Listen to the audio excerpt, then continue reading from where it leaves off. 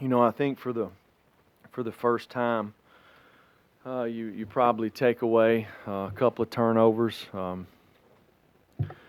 maybe really bonehead decision at the end of the game, trying to pitch a ball back to score, and then the penalties after a touchdown. I think this was far and away the most complete game that our guys have played. I thought our staff done a fantastic job. I thought offensively, we found a way to run the football against a really good football team. We challenged our players this week that we wanted to have the most rushing yards, and I think we did. I thought for the first time we played with a little bit of physicality for the entire game. It wasn't perfect, but it's definitely very positive. And I know those guys are enjoying that in the locker room. I thought defensively we kept them from creating a lot of explosive plays. We kind of made them one-dimensional, and it's a lot easier to guard the pass if you make them one-dimensional. In the second half, we didn't get off the field on third down and kind of let them keep drives going. You have to give them credit for that. But we got to be able to get off the field on third down. I thought twice, or it might have been three times, defensively we kind of put the fire out. Kentucky had really good field position, and or maybe they moved the ball down and our guys got some turnovers. So it was really probably the big difference in the game. So with that, I'll take any questions. Wes?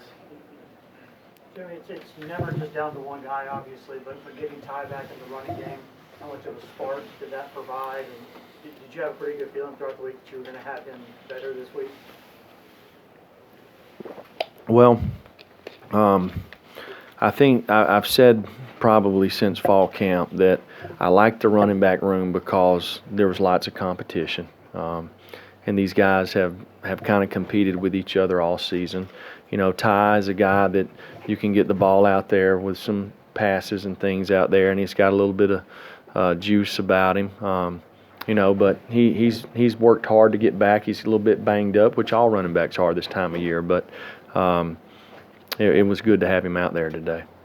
Brent Hubbs and Patrick Brown. Coach, can you talk about your decision to be aggressive there at the end of the first half, up 10-0? I know you probably weren't planning on a Hail Mary for a touchdown, but you were trying obviously to get into field goal range. What led to the decision to be aggressive at that point? Well, we wasn't really trying to be aggressive. We was trying to run the clock out. The first play, we throw a bubble and the clock stopped. So I wasn't real happy about that. The ball's on the 27-yard line. Once we got a first down, we had a little bit of field position. I think there's probably maybe 13 or 15 seconds left at that point in time. So now you got a chance. Last thing we wanted to do with a 10-0 lead, getting the ball to start the second half, was to give them an opportunity to go in at halftime with something positive. And Jarrett scrambled, hit a guy, got out of bounds. Then we were a little bit out of field goal range, so we took a shot in the end zone. And I thought Jarrett done a good job kind of evading a little bit of rush there. Stepped up in the pocket and made a good throw to give us a chance. And Marquez went up and got it. Jeremy, Darrell Taylor had 4 sacks. It was like a pass rush was disrupted and kind of kept Wilson in the pocket a little bit. You've seen this from Taylor before you did this against Georgia. How do you get that out of him more, and just how pleased are you with the defensive front there? Well, I think a lot of it, they early in the game they were in a really long third. They had a lot of third and longs. I don't know how many they were, but there were several of them that were more than 10 yards. So, that gives you an advantage if you're going to be a pass rush guy. And we hadn't had a lot of those all year. So, and then the score kind of changes a little bit, which makes them a little more one-dimensional. So, I've said it talking about our offense. If you struggle running the football, it's harder to pass protect, and I think the fact that we done a better job stopping the run tonight probably helped our pass rush. Jimmy, then Blake, David Oven. Jeremy, how big was that touchdown for you at the end of the first half, and did that change any of your thought process as far as being aggressive in the second? No. Well, first of all, it was big, 7 points, huge momentum swing. You're probably not counting on them. I'm sure they wasn't when the drive started. We wasn't either. So, but to me, you got to play the game like there's no scoreboard, so it's 0-0. And I thought our kids did that. And, once it gets, 24-0, now that changes a little bit based off the time. You don't really want to change what you're doing, but you do want to be conscious of the clock and milk it a little bit.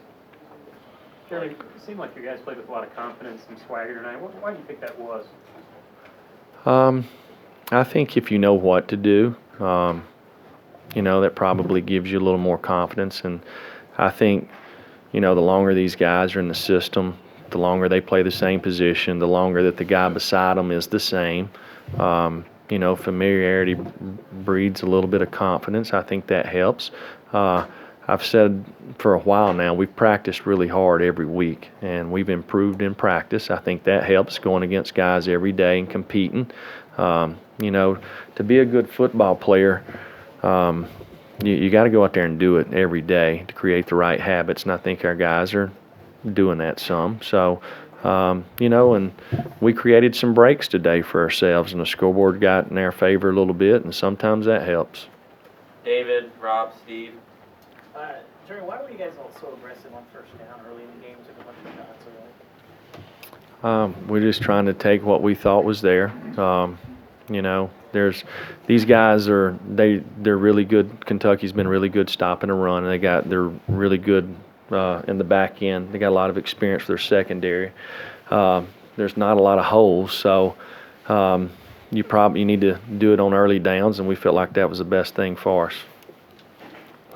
Coach, on the big plays in the passing game, Kentucky's been great at limiting those this year. What was the key to you guys being able to come up and get 5 explosive plays in the pass game? I think it starts with, really our game plan. I think our offensive coach has done a really good job. Got it in early in the week, knew what they wanted to do. I think our kids done a really good job executing. We had better protection. The quarterback knew where he was going with the football, and he threw the ball where only we could catch it, and our receivers made some good plays. Jesse, Marshall, Steve.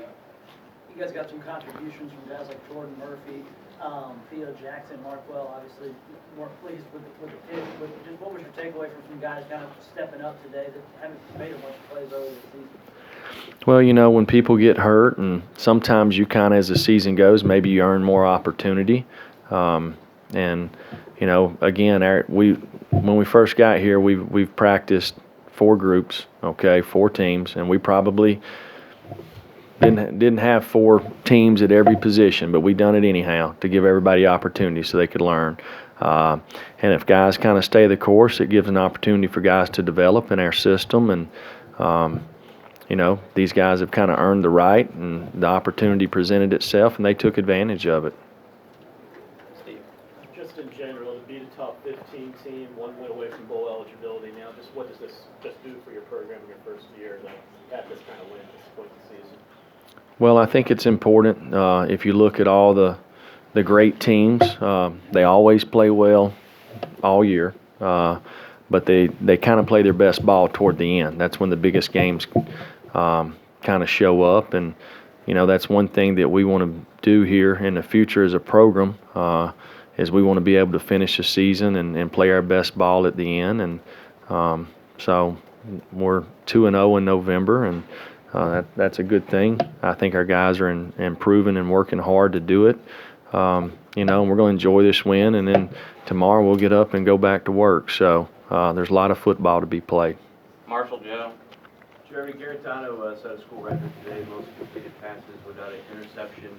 Just curious your take on his decision-making ability this season.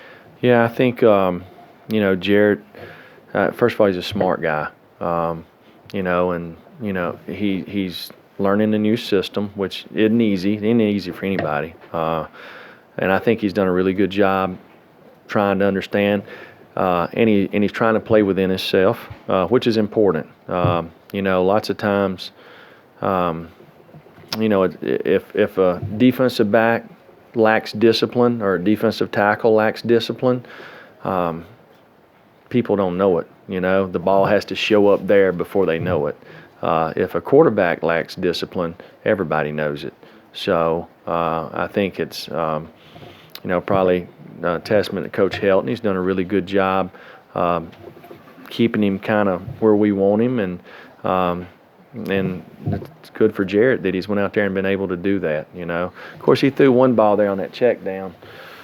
He nearly didn't break the record. Joe? And Jeremy, one win needed to get to a bowl game. How significant would that be just in terms of the reward for this team and then also the extra practices and all that comes with it? Well, I think it's important because, University of Tennessee is supposed to be in bowl games. That's the expectations here. That's my expectations. That's our players' expectations. So, and to me, just winning the next game. So we're going to go out there and do a good job this week and try to put a good plan together and give our kids an opportunity. And, we'll be playing another good football team every week in this league. So that's all you can do. Last couple, Corey, Brent, West. Coach, Kentucky was leaned heavily on their rushing attack all year. I know you're a defensive guy. How satisfying is it to hold them to just 77 yards on the ground? Well, I'm excited for our players on both sides of the ball. I thought, our guys executed on both sides pretty well today. I'm sure there's lots of things that we would have liked to have had back, but we came closer to playing, a 60-minute ball game, and that's what you're looking for. I thought we played with effort. I thought we played with toughness, and tried to do it the whole game. Coach, how do you get consistency out of your offensive line? We talked this week about all the missed assignments you had against Charlotte. Today it looked like mentally they were much better. How do you get that week in, week out, particularly from that group? Well, I think a lot of it goes in preparation, in the plan, and you would like to know what the magic is to all that. It's interesting.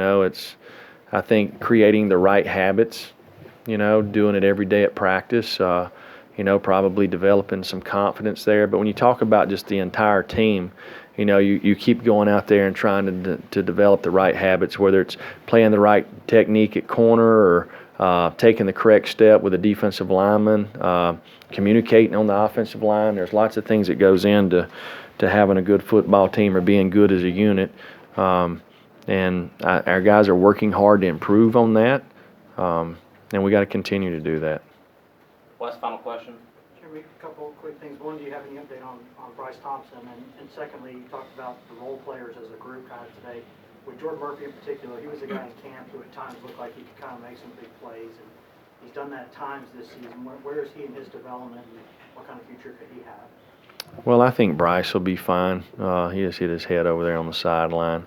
Jordan is, to me, he's a guy that's got good athletic ability. He's got really soft hands. He's a good route runner. So, he's worked really hard this fall.